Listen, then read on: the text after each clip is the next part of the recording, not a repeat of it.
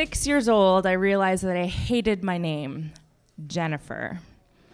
Anyone else here born in the 80s or 90s or had children that were? There is at least 4 or 5 Jennifers in every class, and so they're all Gen T, Gen W, Gen V, Gen G. Sometimes they dropped the Gen and just went with G, and then I realized later that I was a little too white for that nickname. Yeah, and then there was a time where I was trekking in Nepal, in the southern Annapurna range of the Annapurnas. I was about 24 years old at the time, and I had been looking for joy for a while. You see, I had a difficult childhood, full of a lot of bullying and trauma, abuse. And my mother told me when I was about 7 years old that she had named me Joy for only a week, but that I was colicky and that I cried through the night. And she didn't think that it suited me for some reason.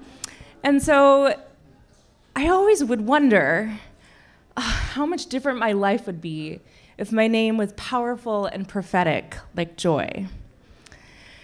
But I couldn't find it in Barrie. I thought, this town is so small, and I want to go out and I want to discover my life. I want my real life to start. I want to have adventures. I want to experience the world. I want to travel new places. And so I went to Nepal, and I was hiking in this kind of really small village.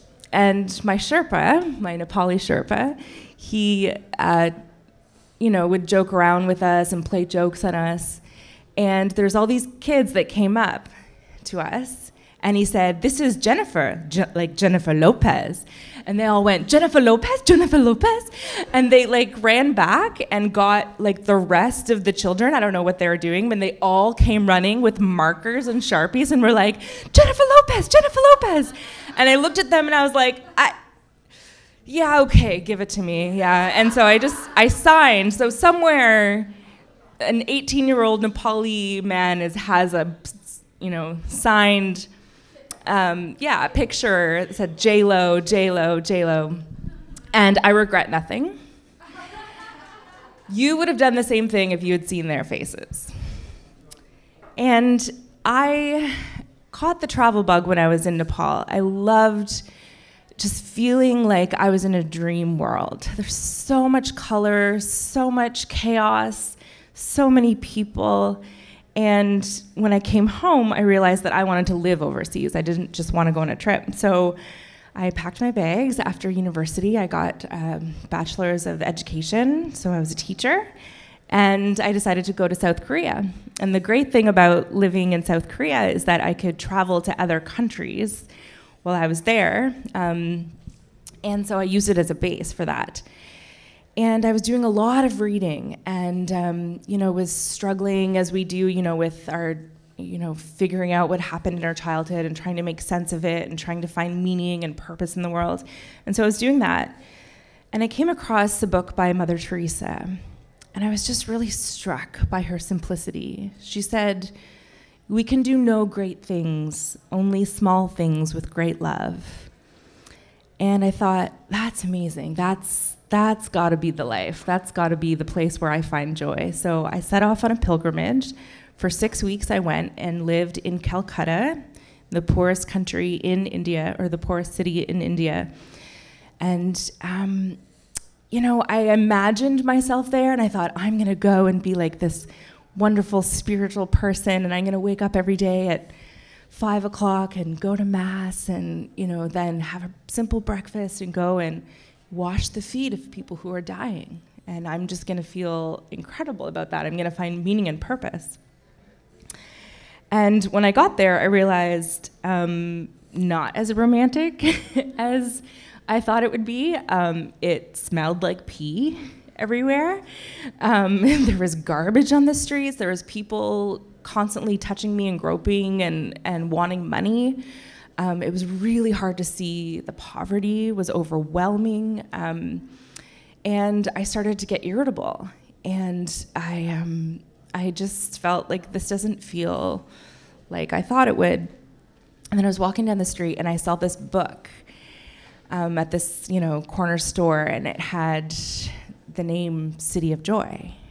And I thought, wow, joy, that's the name I've been looking for. That's incredible. And I picked it up, and it was a book by, what's his name? Who wrote The City of Joy? No, wait, I gotta get this right. It's okay. Anyways, there's a book called The City of Joy, and it was written by a man named Lapierre, I think, Francois Lapierre. And the book was about a Polish priest who went to go live in the poorest slum in India called the City of Joy. And he decided he's not going to go with any money. He's not going to go expecting better treatment, better health care. He's just going to go and live and maybe die with these people. And reading that book, I got to know the stories behind the people that I saw. I got to know how a lot of them were just trying to make ends meet like I was, and were desperate, and some of them were being exploited, and some of them were,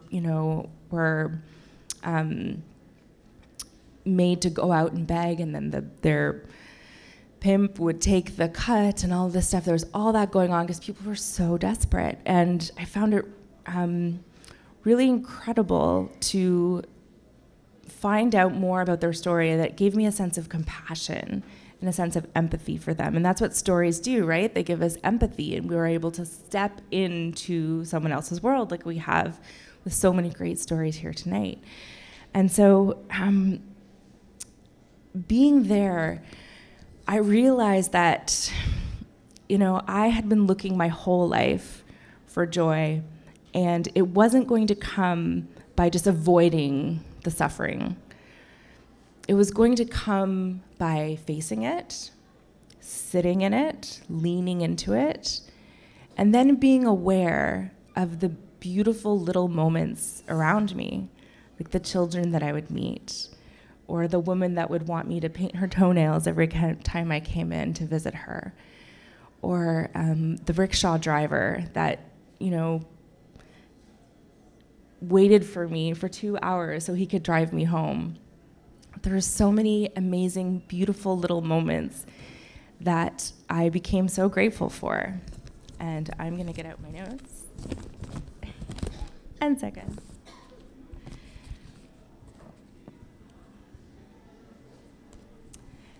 And what I learned in India most of all was that joy is not the absence of suffering, but it's learning to live with joy in the midst of it. So even though there's things that are going on in my life that I still didn't know about, and that there's so many things now that I still don't know about, there's little moments every day that I can practice gratitude. And there's this wonderful book by Mary Jo Letty called Radical Gratitude, and it talks about how in our culture of this perpetual dissatisfaction, there's commercials that exist solely to make you feel like crap, so that you will buy stuff so that you will feel better about yourself.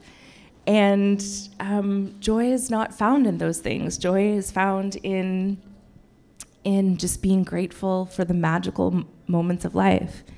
And the slum, or the book was called The City of Joy because the people there, they, despite having faced suffering and hardship and hunger, they still knew how to celebrate the little magical moments of life. They still saw that life was precious. And so I realized that I could take that with me anywhere, and that I didn't need to go away somewhere to find joy. I could find it by practicing gratitude every day, and by making a list of the things that I love about life and that I think are magical. And I just invite you all to do the same.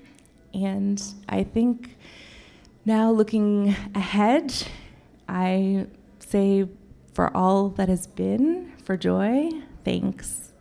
And for all that will be, for Jen, yes.